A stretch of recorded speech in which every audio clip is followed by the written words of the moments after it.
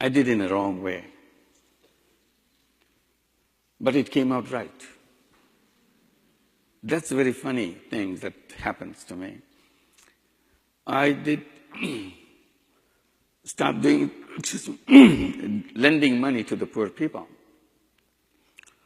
And anybody would say that's the wrong thing to do. And I jumped into it out of the situation of the frustrations that you go through in a country like Bangladesh. Nothing happening. You dream about things, never materialize. It gets worse every day. So you jump at anything that you can do. And you don't look for things to learn. You just jump it because it needs to be done. That's how it happened. And I also do things which I know nothing about. And finally it works out. And one of the best things when people say, how did you do the microcredit? I said, one of the best things that happened, I didn't know anything about banking. If I knew banking, no way I would do something like this.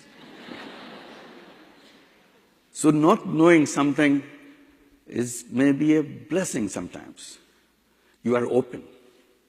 You can do things in your way without worrying about the rules or the procedures and so on and so forth. And tell me, how did you do those kind of rules, procedures for Grameen Bank? I said, that was simple. I didn't know anything about banking. So every time I needed a rule or a procedure, how to do that, I have to look back. What do the conventional banks do? And I look at very carefully how they do it. Once I learn how they do it, I just do the opposite. And it worked out. So that's what the microcredit is all about. Conventional banks go to the rich, we go to the poor. Conventional banks go to men, particularly in Bangladesh. 99% of the borrowers are men. I went to women.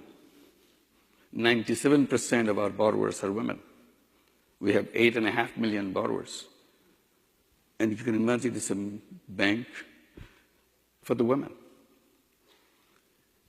And conventional banks are owned by rich people. Grameen Bank is owned by poor people, the borrowers. They own the bank. Poor women, they own the bank. So everything you see, conventional banks need collateral. Without collateral, they're not going to talk to you. We said, forget it. Poor people don't have collateral. Why you ask for it? So we dismissed the whole idea of collateral.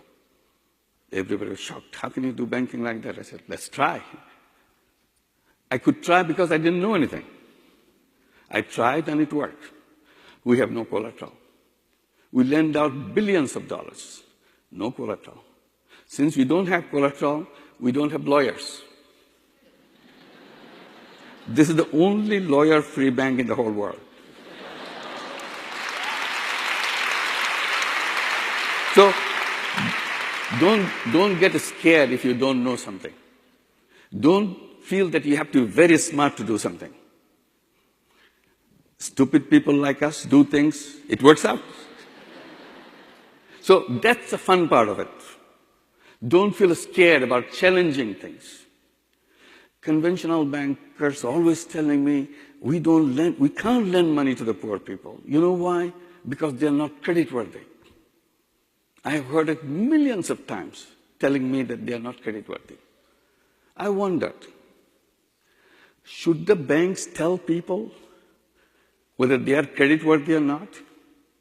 Or that people should be telling the banks whether they are people-worthy or not?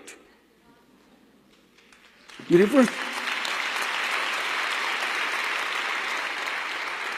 reverse the whole question. Then you get it. So doing the opposite way, doing the stupid way, is not a bad thing. Today, microcredit is everywhere, all over the world, including in this country, in the United States.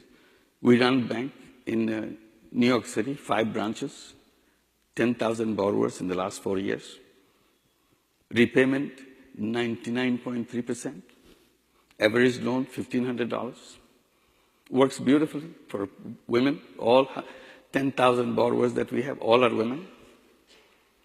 And the same city which flourishes with the payday lenders, a flourishing business. Interest rate,